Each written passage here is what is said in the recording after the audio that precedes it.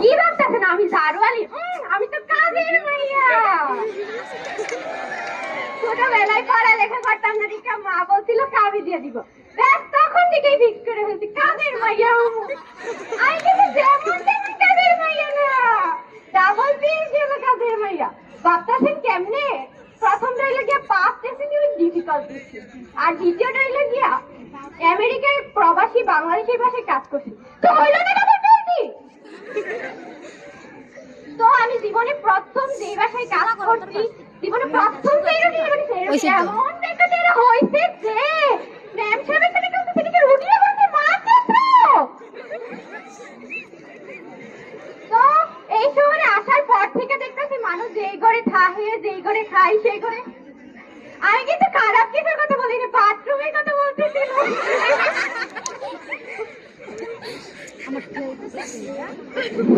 Nusrat ma'am, Nusrat ma'am আজকে দেখছি। আসসালামু আলাইকুম ম্যাম। আমি কিন্তু নুসরাত ম্যামের বাসায় কাজ করছি। তো কি হয়েছে, ম্যামের বাসায় যখন কাজ করতাম, ম্যাডাম যে ইংরেজিতে অর্ডার মারে, আমি তো ইংরেজি বুঝি না, আমি তো ইংরেজি বুঝি না।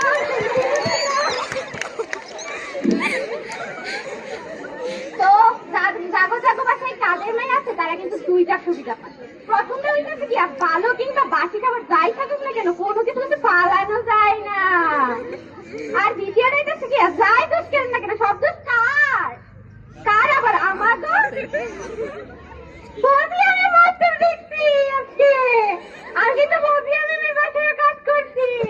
বৌদি আমি যে বাসায় গান করে ম্যাডাম থেকে শুনতে শুনতে এত ভালো গান শিখে ফেলছি যে ডিরেক্টর একটা গানের ম্যাডাম রে বলছে আমারে দিতে। তো আমি এখন যেই বাসায় কাজ করি, এই বাসার ম্যাম সাহেব আমার তেমন একটা দেখতে পারে। কেন জানেন? কারণ আমার কিন্তু ম্যামই সাহেব এই বাসার কামের লোক ছিলেন। ধন্যবাদ সবাইকে আমার উপস্থাপনাটি দেখার জন্য। আসসালাম।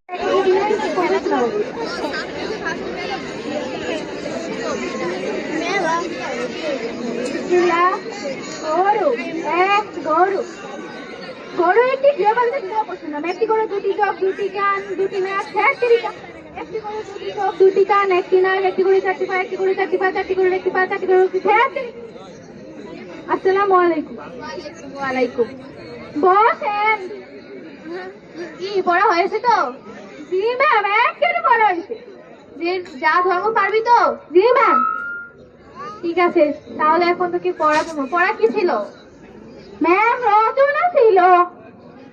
আচ্ছা, তাহলে কি রচনা ধরবো? বই বন্ধ, বই বন্ধ, বই বন্ধ, বন্ধ বন্ধ বন্ধ।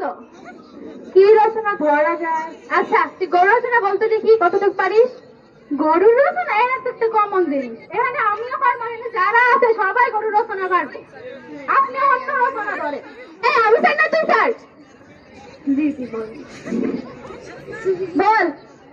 গরু একটি গৃহপালিত নিরীহ পশুর নাম। একটি গরু, দুটি চোখ, দুটি কান, দুটি নাক। একটি গরু, দুটি চোখ, দুটি কান, একটি নাক আছে। একটি গরু, চারটি পা, সে পা দিয়ে হাঁটতে হাঁটতে ঘাস খাইতে খাইতে। কিন্তু রাখাল বেড়া সাবধান, নদীর কিনারায় যাইতে কিন্তু দিবেন না। নদীতে আছে পানি, পানি থাকার কারণে কিন্তু নদীতে ভয়ঙ্কর প্রাণী আছে। প্রাণীর নাম কি বলেন তো ম্যাম? কুমির। কুমিরের মাথার উপরে বড় লম্বা একটা কাঁটা আছে। কুমিরের লম্বা একটি লাল জিহ্বা আছে। কুমিরের চাপার মতো অসংখ্য দাঁত আছে, যে দাঁত দিয়ে গুস্ত চাপায় চাপায় খায়। আর তার লেজের উপরে অসংখ্য কাঁটা আছে, খাস কাটা, খাস কাটা। আমি তোকে গণনা ধরছি, কি বলছি সব কাটা পালি কোথায়? ম্যাম, আপনি আমার রচনা ডিকশনারি মনে করতে পারেন।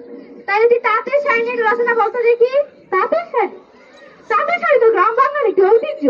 তো তাঁতের শাড়ি এখানে নানির মায়েরা, খালার মায়েরা যারা আছে, তাঁতের শাড়ি খুবই ভক্ত। তো তাঁতের শাড়ি পরে কিন্তু সবাই সাবধান, নদীতে গোসল করতে দেয় না। নদীতে কিন্তু পানি আছে, পানি থাকার কারণে কি বলুন তো আছে ম্যাম, একটা ভয়ঙ্কর প্রাণী আছে। প্রাণীটা হলো কুমির। কুমিরের মাথার উপরে লম্বা একটি কাঁটা আছে, তার লম্বা একটি জিহ্বা আছে, তার লেজের উপরে অসংখ্য কাঁটা আছে, তার চাপার মধ্যে অসংখ্য দাঁত আছে, যে জাতীয় গুস্তু চাপাইয়া চাপাইয়া খায়। আবার কই পাইলে এসব কাঁটা? আমি তোকে কি রচনা জিজ্ঞাসা করেছি? ম্যাম, আপনি আমার রচনা আছে না ডিকশনারি মনে করতে পারেন। দাঁড়া, তোকে আবার এমন রচনা করবো তুই পানির আশেপাশে যেতে পারবি না। বিমান কি একটু রচনা বলতে দেখি। বিমান?